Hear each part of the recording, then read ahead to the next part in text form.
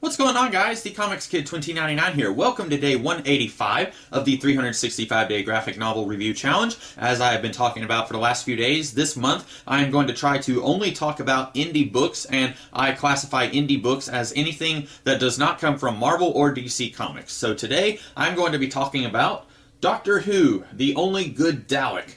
This is an original graphic novel that came from BBC Books, and it is by Justin Richards and Mike Collins. I am not familiar with either of those creators. And I am not what you would call a Doctor Who fan. I know people who are huge Doctor Who fans. People who I ordinarily wouldn't even say are fans of science fiction and fantasy. They are absolutely rabid and ravenous fans of this property. Now, admittedly, I feel like the fervor for this series has kind of gone down in recent years, but I know back when David Tennant was Doctor Who, everyone and their mom was just absolutely head over heels in love with this series, and even during the Matt Smith years, which is when this book came out, a lot of people were still really in love with it. I feel like since Peter Capaldi took over the role, I don't feel like as many people are as much into it now as they were. Maybe it's just that I don't know as many people who are into it now as I did when those other actors were in the show, or if I do, maybe the people just don't talk about it as much. I don't know. But I have never really been a huge fan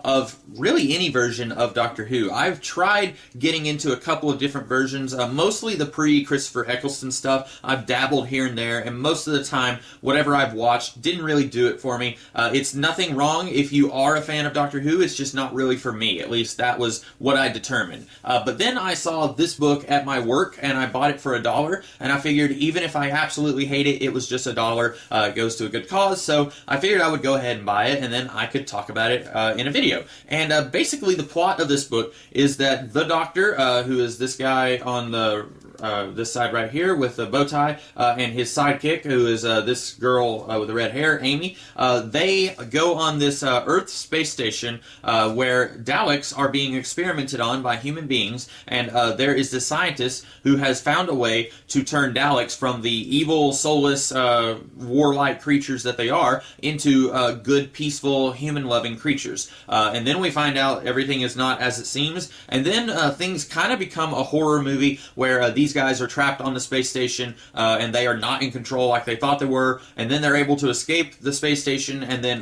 more stuff is not like what it seems. And basically, one of my biggest critiques about this book isn't so much about this book, but about the mythos of Doctor Who in general. I feel like the idea that Daleks are all 1000% evil, and they are not in any way redeemable, and they don't really have any motivations beyond exterminating everything else, I feel like that's incredibly boring, and I think that something else far more interesting could be done with these characters and this concept. And like I said, that's not really a critique on this book. It feels like this book is just following the map that the TV show has already laid down. And I've never actually seen any of the Daleks in anything except for the very first TV episode that had them. I watched that on VHS a long time ago, like before anyone that I knew was ever telling me that I needed to get into Doctor Who. I watched it. It was with William Hartnell, and I don't even remember who else, and that was the introduction of the Daleks. And other than that, I have not seen anything else with them, so I really don't know much else about them. But according to this book,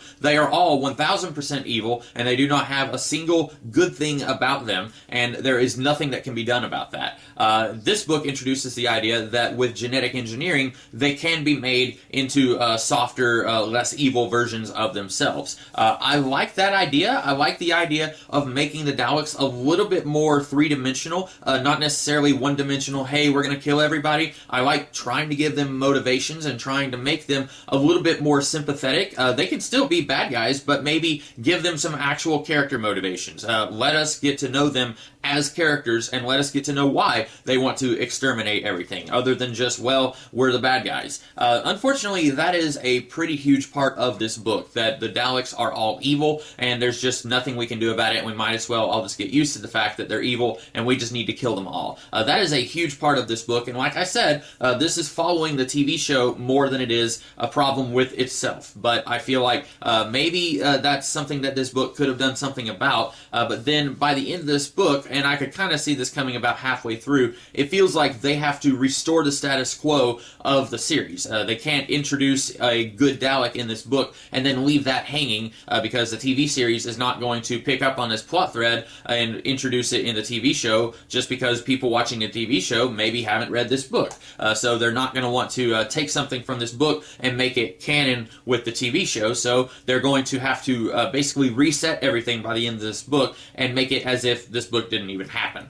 So anyway, that was a big problem that I had. Another thing that I didn't really like about this is that I can't get much of a read on any of my protagonists in this book. I really don't know anything about the Doctor or Amy Pond. Anything that I know about the Doctor comes from my knowledge of the Doctor and doesn't come from this book.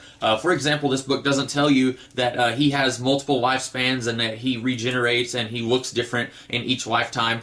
This doesn't give you any of that. At one point, he does mention that he fought with some people in the Earth government against the Daleks, and then this other guy in the Earth government, he says, "Oh, you must have been fighting against them when you were very young." And the Doctor says, "You have no idea." That's about the most that you get on the Doctor's backstory, and I'm not saying that his backstory has to be at the forefront of every single story that he shows up in, but what if this was somebody's very first Doctor Who story? Would this be enough to make them interested in reading more about Doctor Who or watching the TV show? I'm going to say probably not. I literally do not know anything about Amy Pond other than she's played by that one woman who played Nebula in the Guardians of the Galaxy movies. That's all that I know about this character.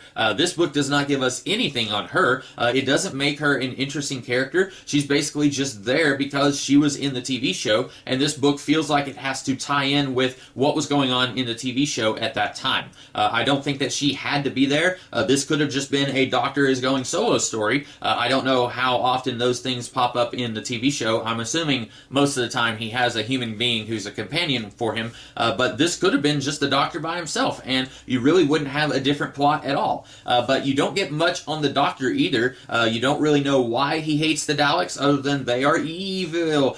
We don't really know much about this guy, and that's unfortunate because while this is not my first Doctor Who story, it is one of my first. And if this was my first, and if I had absolutely no other way of knowing anything about this series or this character, I probably wouldn't want to watch or read anything else about the character or this world. Unfortunately, this doesn't really do anything to engage me on a character level or even on a story level, since like I said, this book basically has to end in such a way where the events of this book basically didn't happen so that you can go back to the TV show and pretend like you didn't read this book. So really, I don't feel like there's any reason to actually read The Only Good Dalek, unfortunately. And I feel like I went into this with a pretty open mind about the plot of this book and what I was going to be getting here, and unfortunately, I really did not enjoy this book. But maybe if you are a fan of Doctor Who, maybe you would enjoy it more than I did. I really don't see anything worthwhile about this, though, even if you are a fan of Doctor Who. So those are my thoughts on The Only Good Dalek. I hope that you guys liked this video, and if you did, be sure to like, share, comment, and subscribe, and I will be back tomorrow with a different video. In the meantime, you guys have a great rest of the day. Catch you later.